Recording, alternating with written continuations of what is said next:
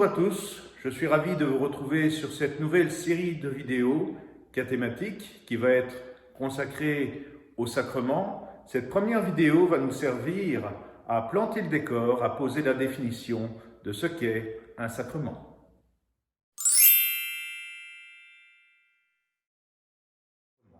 Eh bien, j'ai envie de partir d'un récit biblique, bien sûr, celui de la femme qui était atteinte d'un flux de sang et qui essaie à tout prix de toucher Jésus-Christ en se disant « Si je le touche, ne serait-ce que la frange de son manteau, je serai guéri. » Et là, le miracle se produit. Malgré la foule, elle accède au Christ, elle touche la frange de son manteau.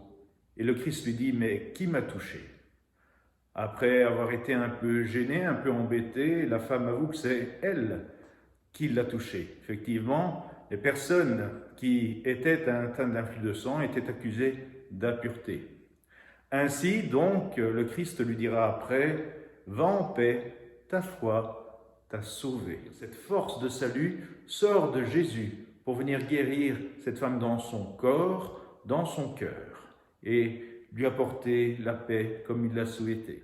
Me basant sur le catéchisme de l'Église catholique, le sacrement, c'est des paroles ou des actions que Jésus a posées tout au long de sa vie. Ils ont donc été institués par notre Seigneur Jésus-Christ. Et avec le temps, l'Église a relu les évangiles, a discerné et a pu découvrir qu'il y avait là un véritable trésor à offrir aux fidèles. Je dois d'abord préciser que ces sacrements prennent part, sont mis en œuvre dans une célébration liturgique. Cette célébration liturgique va contenir des signes qui vont nous renvoyer vers autre chose. Ces signes contiennent une valeur symbolique. Ça veut dire que ces signes nous rassemblent, mais en même temps contiennent une ressemblance avec des réalités qui nous dépassent. Et ainsi, par leur signification, ils nous renvoient au sens des sacrements que nous célébrons.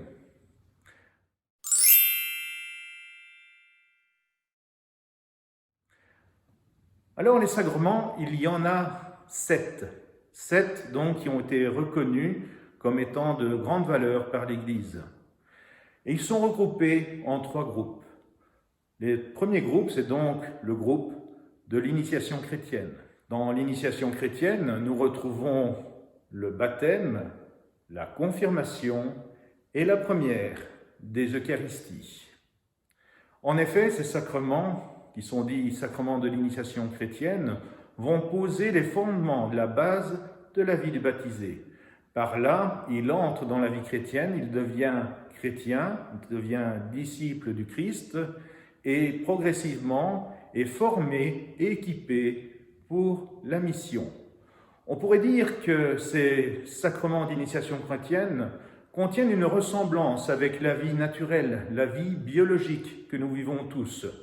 En effet, nous avons une origine, une naissance, qui est le baptême. Tout au long de notre vie, nous assurons une croissance et nous avons besoin de nous nourrir, de grandir. Ça, notamment, ça peut être aussi l'Eucharistie. Et le soutien de cette vie que nous vivons, finalement, c'est cette force qui nous pousse à avancer, ces intuitions, ces bonnes intuitions qui sont finalement l'œuvre de l'Esprit Saint dans nos vies, c'est-à-dire la confirmation. Deuxième catégorie de sacrements, ce sont les sacrements de guérison. Dans cette catégorie de sacrements, nous allons encore nous baser sur un passage de la Bible, la deuxième épître de saint Paul aux Corinthiens, chapitre 4, verset 7, où lui-même il parle de l'être humain comme d'une personne portant un trésor dans des vases d'argile. Et par là, il veut signifier notre fragilité, notre faiblesse. Il faut reconnaître que tout au long de notre vie, nous sommes en proie de multiples épreuves. La maladie qui nous accable dans notre corps, mais aussi toutes nos erreurs, tout ce qui rend notre vie désagréable, tout ce fardeau que nous portons intérieurement, tout ce mal que nous faisons, dont nous ne sommes pas toujours responsables totalement, mais quand même qui a un effet négatif sur l'autre et sur moi-même. À ce moment-là, le Seigneur Jésus, dans l'Évangile, se comporte un peu comme un médecin. En effet, parcourant les villes, il vient imposer les mains aux malades, il vient les guérir et les relever. Et aussi, il pardonne les péchés. J'en veux pour exemple l'épisode dans l'Évangile de Saint Marc, chapitre 2, versets 1 à 12, où le Christ vient guérir le paralytique.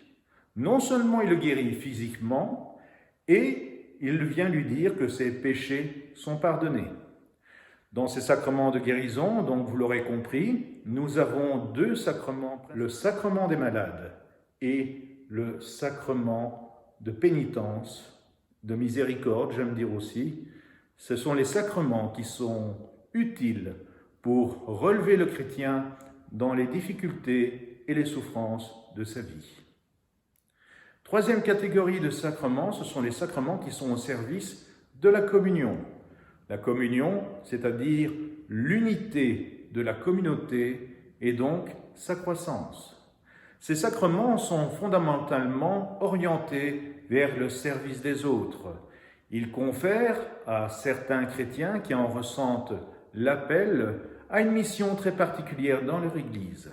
Et ainsi, le peuple de Dieu s'organise, évolue, grandit et devient une communauté.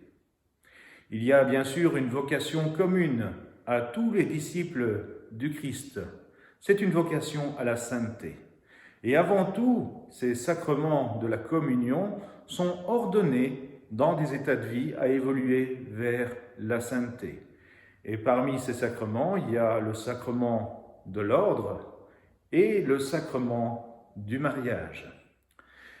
Parmi les 7 sacrements, il y en a que l'on peut recevoir tout le long de sa vie, régulièrement. Par exemple, les sacrements de guérison, l'onction des malades, la confession, l'Eucharistie, que l'on peut recevoir plusieurs fois. Mais il y en a 3 particulièrement qui ne vont se recevoir qu'une seule fois dans une vie. Ces sacrements sont le baptême, la confirmation et l'ordination. Pourquoi ne se reçoivent-ils qu'une seule fois dans une vie ? Parce que ces sacrements produisent un effet spécial qu'on appelle le caractère. Qu'est-ce que ça veut dire ? Votre âme, par ces 3 sacrements, va être marquée d'un sceau. C'est comme si vous aviez un tatouage permanent, nous allons dire un tatouage à l'âme. L'image vaut ce qu'elle vaut, mais au moins elle a le mérite d'être claire. C'est quelque chose d'indélébile que rien ne peut enlever. Et si forcément rien ne peut l'enlever, vous le recevez une fois dans votre vie et c'est pour toute votre vie.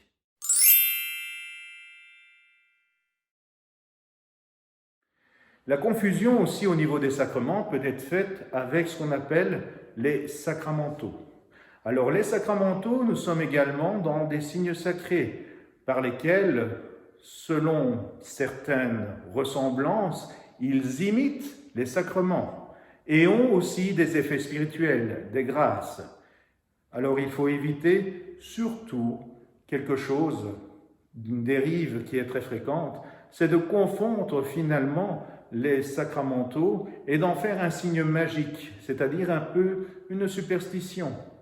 Par exemple, je vais bénir une croix et ça va me porter bonheur. C'est surtout un signe qui doit dynamiser notre vie de foi et notre dévotion. Parmi les sacramentaux, nous pouvons en citer plusieurs. Les bénédictions de maison, les bénédictions de personnes, les bénédictions d'objets. Il y en a aussi qui sont plus populaires, rendus populaires par une certaine catégorie de cinéma, par exemple les exorcismes.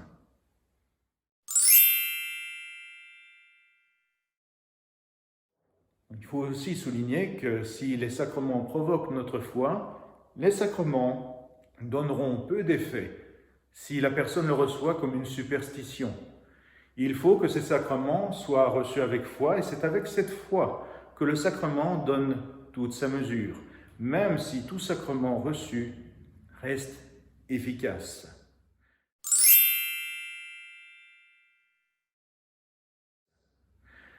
Bien sûr, les sacrements, comme je le disais, signent et moyens de l'action du Christ. Nous pouvons dire aussi que finalement, le seul véritable et unique sacrement, c'est le Christ, même s'il est déployé.